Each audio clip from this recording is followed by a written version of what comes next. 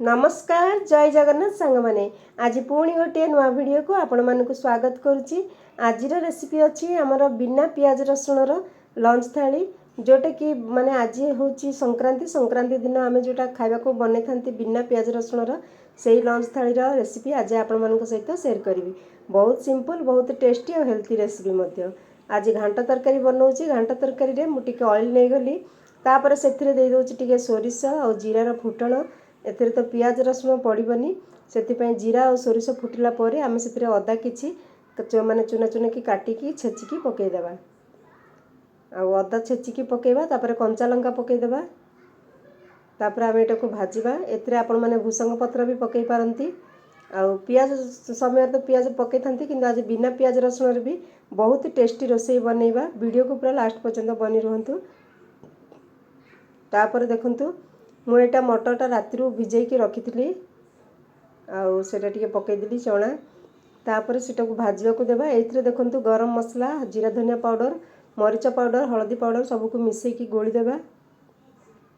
आ direct सुखिला पकईबेनी एमती गोली की पकईबे तो टिके सेटा कौन हम भल कि माने बास्नाटा तार फ्लेवरटा बहुत बढ़िया हम आउ टिके मसलाटा भाजी हम आईपरी तरकारी करेंगे पूरा जमी घांट तरकारी भोजी रे जमी बने सेमती बनब देखिए। तापर आम से गोटे टमाटर पकईदेवा आ मुझे गरम मसला दे दूसरी गोटा गरम मसला किसी देनी जदि आपण मानक पसंद गोटा गरम मसला तो आपण मैंने ऑयल रे पकई पारे। तापर एथिरे आम स्वाद अनुसार लुण देदेबा आ टमाटर ऊपर लुण देदेबा टमाटोटा जल्दी सीझीज तो से स्वाद अनुसार लुण देदेबा।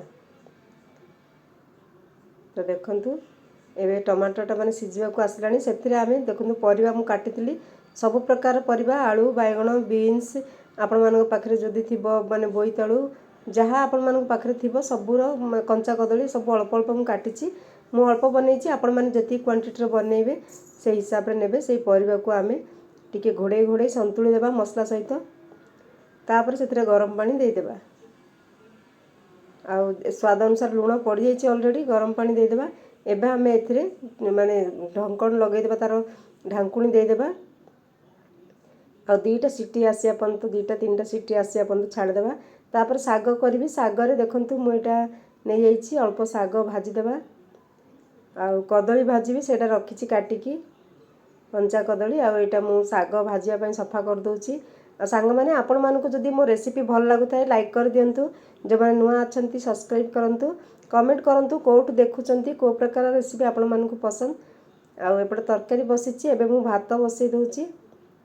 तो आज पूरा लंच थाली रेसिपी शेयर करुच्ची से जल्दी जल्दी माने तरकारी रेसिपीटा देदेली। एबे भातटा खाली सेमती बसी भात तो रेसिपी देविनी किसी आपण मैंने जानी भात केमती होची समस्ते प्राय जानी थांती आउ तापर साग भजा मु केमती करे सेटा करी साग बड़ी आउ मुग डाली पकईकी बनैबा।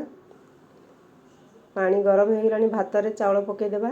आज फुल रेसिपी देउची सेति आपण मानक सहित सबुथर टिके टिके देखै दउची। तो आपण माने कोठु देखुचंती कमेंट करेंगे भल लगे लाइक करदेवे आउ कौन भल लगुच कौन नहीं कमेंट रे लिखिबे। आपण मानक जेमिति माने कमेंट रे किछि भी लिखि पारिबे जदि किछि भल लागुनी किछि प्रॉब्लम नहीं लिखि पारिबे कौन एथिरे आमे भूल अछि। तापर अल्प मु मुग जाई को भाजीबी अल्प साग भाजुची केवल आमे दी जण खाऊ पिला माने तो ऑफिस पळैचंती मो हस्बैंड मु सेति मु अल्प मुग जाई भाजिकी गोटे बिड़ा साग सब बनाऊची। तो मुग जाली को टिके माने डाली को टिके भाजी देबा तार कंचा स्मेल गला पर्यंत तापर से ऑयल देकी फुटण दे देबा। एटा तो रसुण पड़ोनी आज तो जीरा और सोरिष फुटण दे कंचा लंका फुटण दे दूची। बहुत सिंपल उपाय बहुत जल्दी बनी था सब रेसिपी गुड़िक। तापर एथिरे पानी दे दूची डायरेक्ट जोतेबेले आमे माने पियाज रसुण पकई थांती आग साग बनी सारा परे पछे रसुण छेचिकी फुटण दे थांती किंतु आज रसुण पड़ोनी तो डायरेक्ट पानी दे दी टिके हलद दे देली तापर मुग जाई को जो भाजी थी सेटा धोईकी पकई देबा। आउ एपटे टिके ना को अल्प माने गोटे मुठा बड़ी भाजीबी बड़ीटा आम सागर पकेले बहुत बढ़िया लगी थाए तो से टिके बड़ी भाजी दउची। तो अल्प बड़ी को आम भाजीदेबा बेसी भाजुनी अल्प भाजी आ बड़ी को टिके कुटिकी गुंड करिकी सागर पकेबा माने गुंड करिकी पकेबा माने भल लागिबो आ गोटा गोटा एमती पकेबानी। एटा टिके मु छेची देबी बड़ी को प्रथम भाजी दूची लाल करिकी बाहर करदेबा तापर आम एटा को छेचिकी पकईदेवा। तो देखंतु एबे मु एटा को गुंड करके पकईदेली।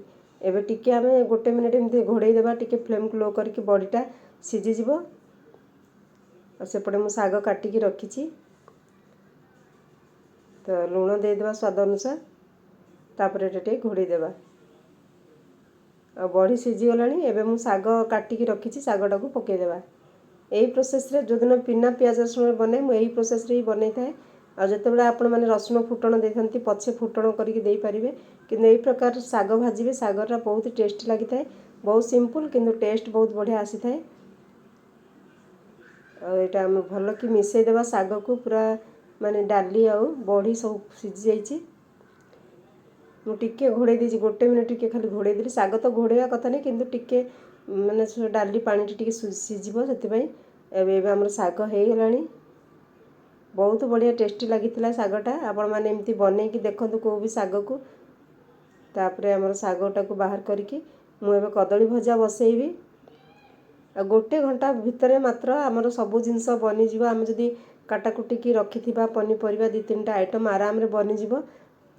हार्डली 10-15 मिनिट रे गोटे आइटम बनी जाए। खाली जोगड़ा जोगड़ी काटिबा ए सबटा ही टाइम नै थाए। आ तापरे हमर एबे सेटा बाहर करदेली गोटे गिन्ना को सागटा। आ एथिरे देखंतु हळदी गुंड, मरीच गुंड, मसला, लुण सब दे दीची पानी रे। सेठी हमें काटिकी रखिथिबा कंचा कदली को पकेई देबी। आ एटा को घोड़े देबी। कंचा कदलीटा भितर से मसला पसिबो।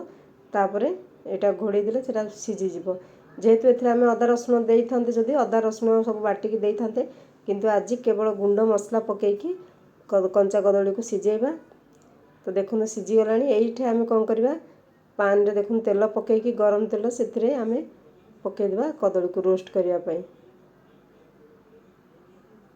सब गुडी को पकेई दोची। देखंतु एटा सब पकेई दोची। एबे हमें रोस्ट करिया पई पकेई देबा। बहुत बढ़िया लागिता है। देखो एपट सेपट उल्टेकी कि हमें कदली को भाजी देबा। एटा पिला माने भी खाया पे पसंद करिवे। आ हमर बनि जाइछि आजी। देखंतु अरुआ भात, साग भजा, तापरे घांटा तरकारी, तापरे कदली भजा। एठा आपण माने जदी बिना पियाज रसुण सेति लगी पांपड़ जदी भलटा थिबो छाणी की नै परिबे। मु एटा कोन नउछि देखंतु। आ तापरे काकुडी, तापरे साइड रे काकुडी नै परिबे, पांपड़ नै परिबे, दही नै परिबे। आ मु एतिकी नैछि। तापरे सेतिरे डाली भी रखि दउछि। आ हमर बनि गला आजिर हमर देखंतु पूरा बिना पियाज रसुण रो संक्रांति स्पेशल लंच थाली। आपण मानु केमिति लागुछि? भल लागले लाइक कर दियंतु। कोठु देखुचंती कमेंट रे लिखि परिबे। रहउछि सांग माने पुणी मिसवा नेक्स्ट वीडियो रे। Thank you. जय जगन्नाथ।